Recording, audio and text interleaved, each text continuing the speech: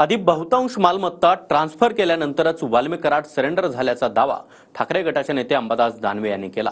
पाहुयात एक रिपोर्ट।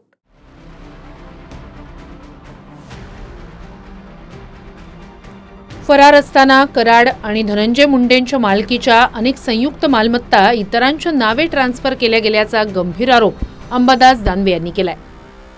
दुसरीकडे सुरेश धस यांनी परळी नगर परिषदेच्या मुद्द्यासह इतर अनेक मुद्द्यांवरून आरोपांची मालिका सुरूच ठेवली आहे। धनंजय मुंडे यांचं सगळं कामकाज मंत्रिपदाच्या काळातलं वाल्मिक कराडच सांभाळत होते। अनेक मालमत्ता दोघांच्या संयुक्तरित्या आहेत। मी तर म्हणेल जी घटना मस्साजोगची घडली 9 डिसेंबरला, त्याच्यानंतर वाल्मिक कराड जेवढ्या दिवस फरार होते त्यांनी याच कामात लक्ष दिलं।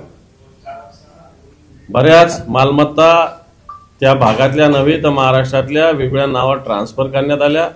वाल्मिक कराडांचा तर प्रत्यक्ष संबंध दिसतो, वाल्मिक कराड आणि धनंजय मुंडेचा तर प्रत्यक्ष संबंध आहेच आहे। आणि असं असताना आम्ही मागच्या 1.5-2 महिन्यांनी धनंजय मुंडेंचा राजीनामा दिला पाहिजे। धनंजय मुंडे भूमिका घेतोय।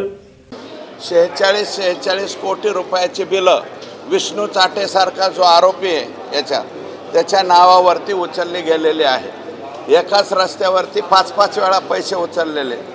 आणि मला असं वाटतं की आपल्या मीडियाच्या माध्यमातून सगळ्यांना विनंती करतो की तुम्ही परळी शहर एकदा खाली असा कॅमेरा लावून फिरून यावं बरं का। तर परळी शहरामध्ये कोणता रस्ता योग्य आहे याचं सर्टिफिकेट मीडियानंच द्यावं। परळीत करुणा शर्माच्या गाडीत पिस्तूल ठेवणारा पोलीस देखील अजून बीड जिल्ह्यातच सेवेत असून वर्षानुवर्ष काही पोलीस एकाच जिल्ह्यात कसे काय असा प्रश्न सुरेश धस यांनी केलाय।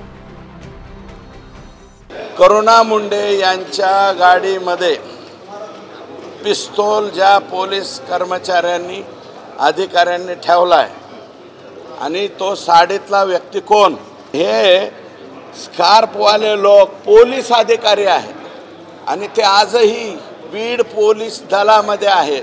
गेल्या 20 वर्षापासून काही अधिकारी 20 वर्षापासून काही अधिकारी आणि कर्मचारी एकाच पोस्टवरती आहेत। तर 3 वर्षाच्या पुढे बदली अधिनियम 3 वर्षाचा आहे। 4थं वर्ष राहू शकतात, 5वं वर्ष राहायचं असेल तर राज्याच्या मुख्यमंत्र्यांची परवानगी लागते। दरम्यान संतोष देशमुख हत्येतील 7वा आरोपी कृष्णा आंधळे अद्यापही पोलिसांच्या हाती लागलेला नाहीये। त्यावरून संदीप क्षीरसागर यांनी केलेल्या आरोपांवर धनंजय मुंडेंनी क्षीरसागर यांनाच सवाल केलाय। सुरुवातीचं जे काही आपण समीकरण त्या भागातले बघतो, जेव्हा काय एखादा विषय त्यांच्या अंगलट येतो तो माणूस कधी सापडत नाही असं दिसतं आणि मला वाटत नाही हा माणूस सापडतो। काहीतरी घातपात त्याच्या जीवाशी झाला असेल मला असं वाटतं। आता एवढं जर संदीप क्षीरसागरांना माहीत असेल, आणखीन कुणाला जे काही माहीत असेल, याचा अर्थ मी असं समजतो की त्यांचे आणि त्या आरोपीचे कुठेतरी आता संबंध आहेत। Bureau report TV9 Marathi.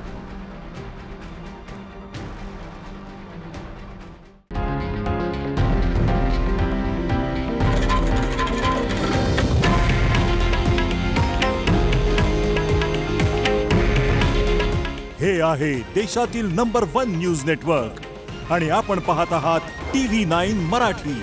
काळजी तुमची, हित महाराष्ट्राचं।